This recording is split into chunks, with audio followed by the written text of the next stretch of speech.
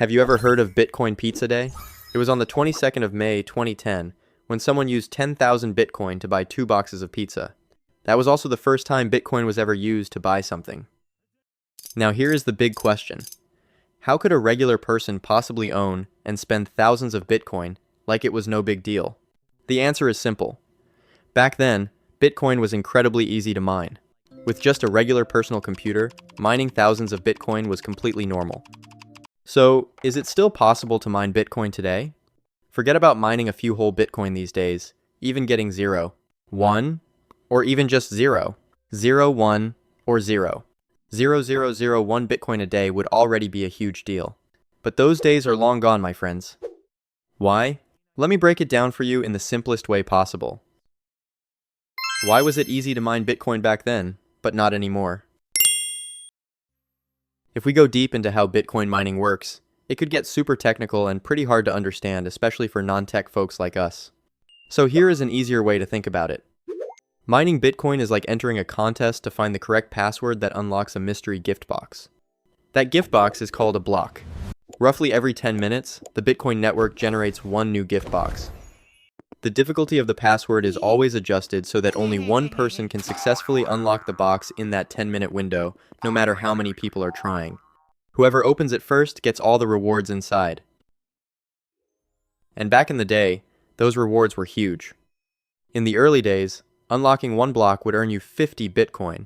To keep that 10-minute pace consistent, Bitcoin has what is called a difficulty adjustment system. Every 2016 blocks, or about every 2 weeks, the network checks how quickly those blocks were mined, and then automatically adjusts the difficulty, making it easier or harder as needed. The goal is to keep the average block time at around 10 minutes, regardless of whether more or fewer miners are involved. Now imagine this. If only one person was mining Bitcoin, the password would be super easy. That person would unlock a block every 10 minutes and receive 50 Bitcoin, simply because there was no competition. But if 2 people started mining, then after a while the system would make the password a little harder, so that only one of them could unlock the box within 0 minutes. Each person's chances would drop to about 50%. If 10 people were mining, the password would be made even harder, forcing 10 people to compete for just one box every 0 minutes. Now each person only has a 1 in 10 chance of winning. The more people join in, the harder it gets. Just to make sure only one block is created every 10 minutes. No faster, no slower. Back in 2009 and 2010, Bitcoin was easy to mine because barely anyone knew about it. And even the few who did know mostly did not care, since Bitcoin was basically worthless at the time. Only a small group of curious people mined, just for fun. With so few participants, the password was easy, and the odds of winning were very high. A simple home desktop or laptop with a weak CPU still had a real shot at cracking open that gift box. Later on, as Bitcoin's value rose, more people got into mining. It stopped being a fun hobby and became serious business. With competition heating up, people could no longer rely on weak machines. If you wanted a real shot at unlocking a block, you had to upgrade to faster, stronger equipment. At that point, GPUs, graphics cards became the go-to choice. They could try passwords way faster than CPUs, giving miners a major advantage. Anyone with a strong GPU could dominate, and CPUs were slowly pushed out of the game. But the competition did not stop there. As Bitcoin's price kept climbing, mining turned into a legitimate way to make money. That is when specialized mining machines, called ASICs, came into play. These machines were built for one job only, to try Bitcoin passwords. Compared to GPUs, ASICs are hundreds or even thousands of times more powerful, and they run 24 hours a day, 7 days a week, like little Bitcoin factories. And even now, even if you own an ASIC machine, your chances of mining a block on your own are basically 0. That is because the total computing power of the entire Bitcoin network has become insanely huge. Every 10 minutes, only one gift box gets opened. Meanwhile, out there in the world, millions of ASIC machines are all trying passwords at the same time. No matter how strong your single machine is, it is just a tiny drop in an ocean of competitors. So, mining solo with one machine is almost impossible now. If you want to stay in the game, you have to team up. That is why people join forces and combine their ASICs into what is called a mining pool. They work together to unlock the gift boxes. And we are not just talking about a few dozen or even a few hundred machines.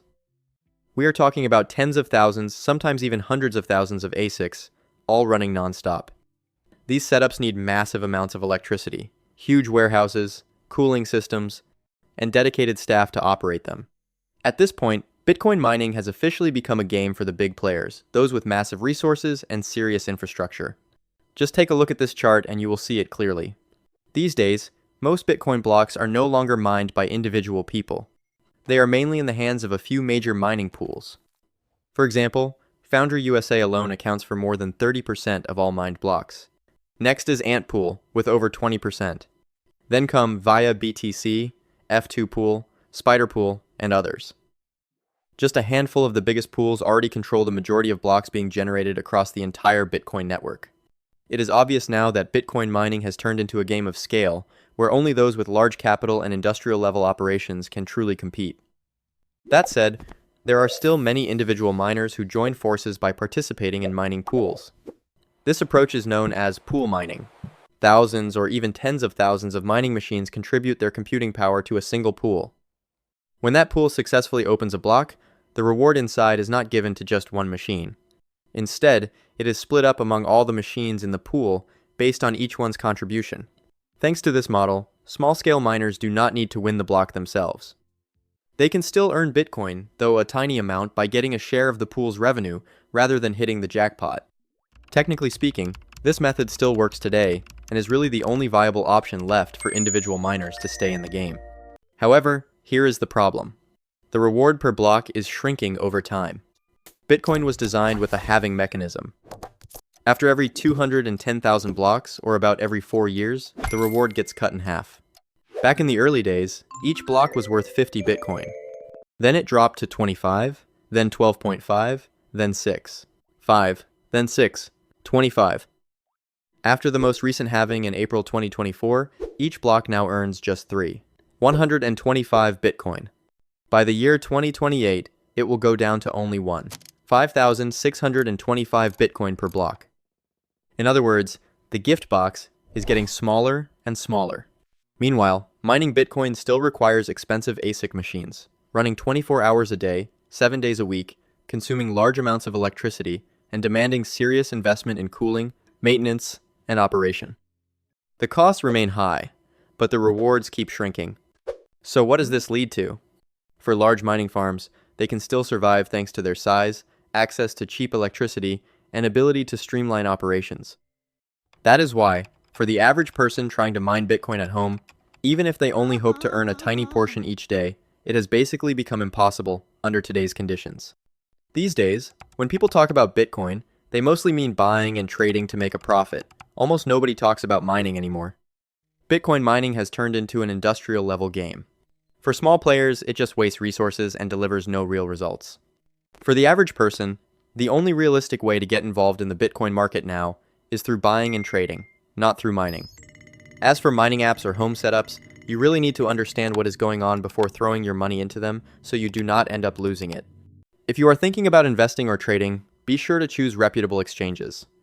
There are tons of scam platforms and shady apps out there, so stay alert.